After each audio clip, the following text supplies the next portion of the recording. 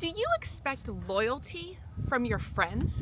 Hi, I'm Emily, and this is day 3, the very last day of seeking hope and wonder during this Christmas season. Do you expect loyalty from your closest friends? Do you expect loyalty from your spouse or your significant other? The question I asked today is, will you pass the loyalty test? If you look at today's homework, I highlight 4 different people who are part of the Christmas story and part of Jesus' story. First is Mary. Mary is visited by an angel. She's a teenage girl. She's engaged to Joseph. She is waiting for her new life to begin. And the angel lets her know that she is going to bear the Messiah. And at first, Mary has questions, like she's not really sure how this can be since she's a virgin. But at the end, she says, let it be according to your word. So she was sold out, all in, knowing that this is going to cost her a lot. The next person that we talk about is Joseph. Joseph is away, planning a place for Mary and him to start their brand new life. And he's building this home. He's ready for Mary. He hasn't been next to Mary. And then he comes back and realizes that Mary's with a child, and Mary tells him it's a God thing. And Joseph is wanting to divorce her quietly. But then in a dream, the angel comes to him and tells him to take Mary. And afterwards, he's obedient, and he does exactly what the angel asked him to do.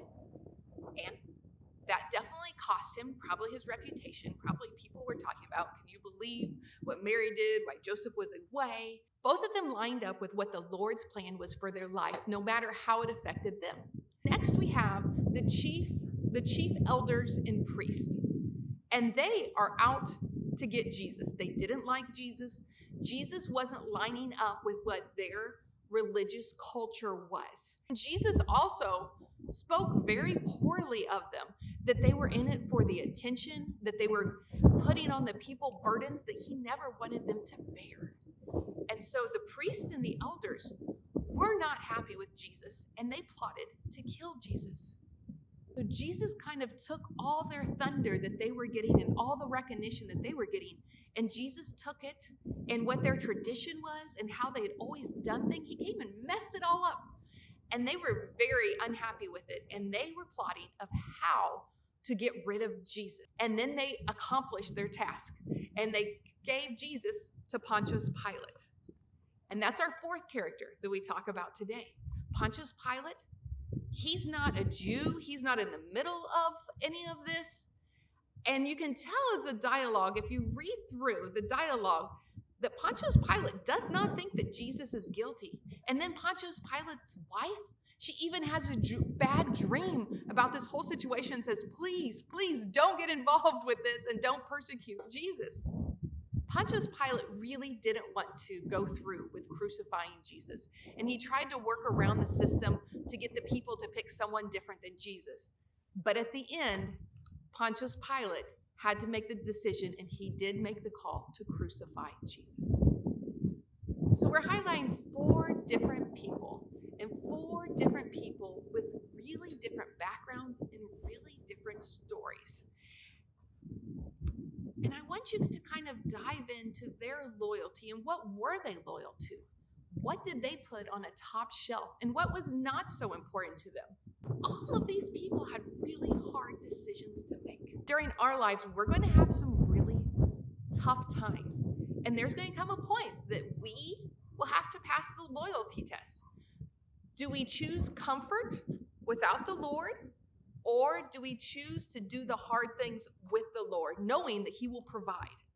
Because our day 1, we learned that God so loved us that he gave his son, not to get him, but to set us free. And then yesterday, we learned that he calls us chosen, and we're his special possession. And then that second scripture yesterday talked about our levels of intimacy. If we want to be on that 3rd tier of intimacy where we write the Lord's on our hand, this is our nether progression. As you go through intimacy, then you're going to be put to the test. We're going to have tests. We're going to have trials. But who are you going to choose? And what are you going to choose to serve? God so loves us. He chose us. He wants us to be loyal, and he's going to be with us. He tells us he's going to be there. He's going to help us. Please go over the homework and take some time to really ponder the questions and write down the truth. And think about what would be really hard for you to do if you were one of these people in this story. And I just want to say thank you. Thank you for putting in the work. And I pray that this has brought you closer to the Lord. Bye, guys.